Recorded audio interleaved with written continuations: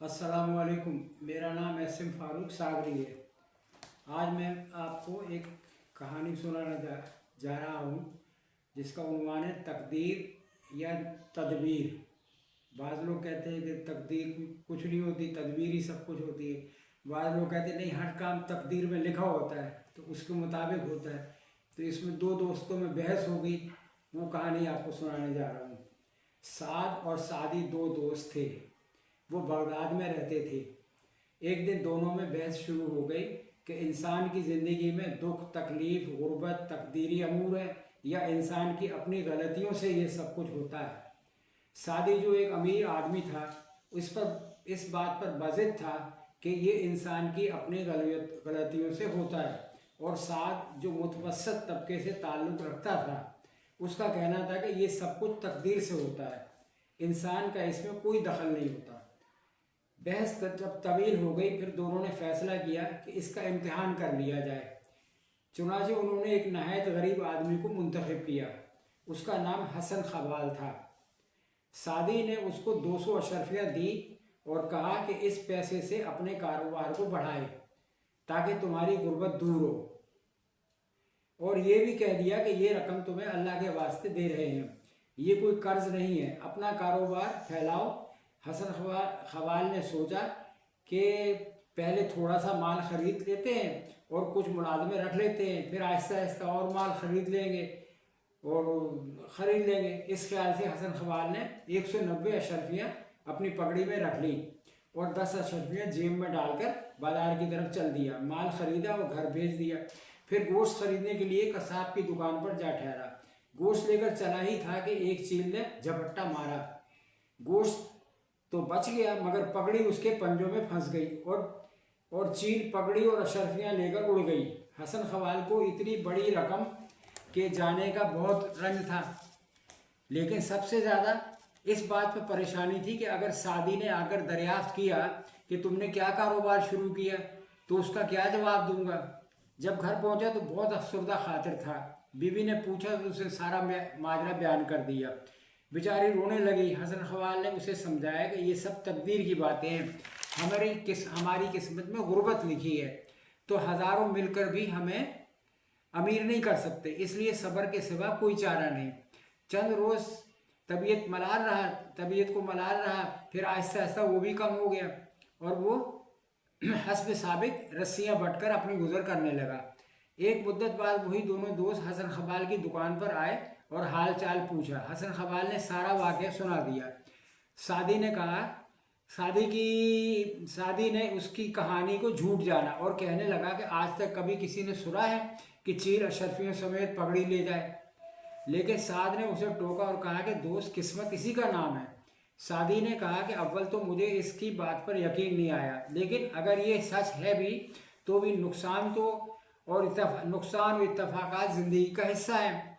हम अपनी लाइल्मी या कम इल्मी के अक्सर ऐसे नुकसान उठाते हैं, लेकिन तजर्बे के बाद फिर इसी गलती को नहीं दोहराते। इसलिए मैं नहीं मानता कि तकदीर का असर खुद ब खुद होता रहता है और तदबीर कोई चीज़ नहीं, बल्कि असल चीज़ तदबीर है। और जब हम मेहनत से जी चुराते हैं तो तकदीर की पनाह पकड़ लेते हैं कि हमारी किस्मत में नहीं था।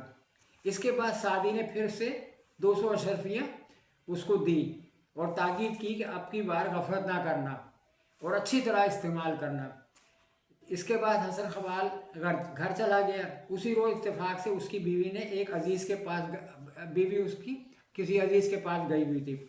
उसने 190 अशरफियाँ एक भूसे के घड़े में रख दिए और ऊपर से उसका मुंह ढाँप दिया।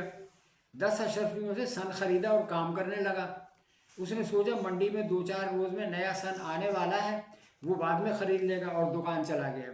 इत्तेफाक से दोपहर को एक मिट्टी फ़रोख्त आया। मेरी बीवी को सर धोने के लिए मिट्टी की ज़रूरत थी। उसने वही घड़ा देकर मिट्टी खरीद ली। जब मैं घर आया तो बीवी को बताया कि वो दोनों फिर आए थे और 200 अशरफियाँ दे गए थे।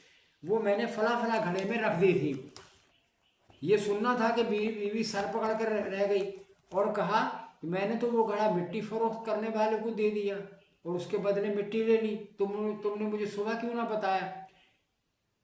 बस रोना धोना मच गया। दुकान जाते हुए डर लगता। کہ کہیں سعد و سعدی نہ آ جائے۔ آخرکار ایک دن اس سے ٹاکرا ہو گیا اور میں نے انہیں وہ واقعہ بتا دیا۔ رو رو کر میرا برا حال ہو رہا تھا۔ اس کے بعد دونوں دوست رخصت ہونے لگے اور سعد نے جیب سے ایک پیسہ نکال کر مجھے دے دیا اور کہا کہ اگر تمہاری تقدیر میں اچھے دن لکھے ہیں تو کیا جب اسی پیسے سے تمہاری حالت بدل جائے۔ اس کے بعد ایک دن محلے کے ماہی گیر کی بیوی آئی اور کہنے لگی بہن مجھے ایک پیسے کی ضرورت ہے، ہمارا جال ٹوٹ گیا، ہمیں اس کی مرمت کرنی ہے۔ میں نے وہی پیسہ نکال کر اس کو دے دیا۔ دوسرے روز ماہی گیر کی بیوی آئی اور ایک مچھلی دے گئی۔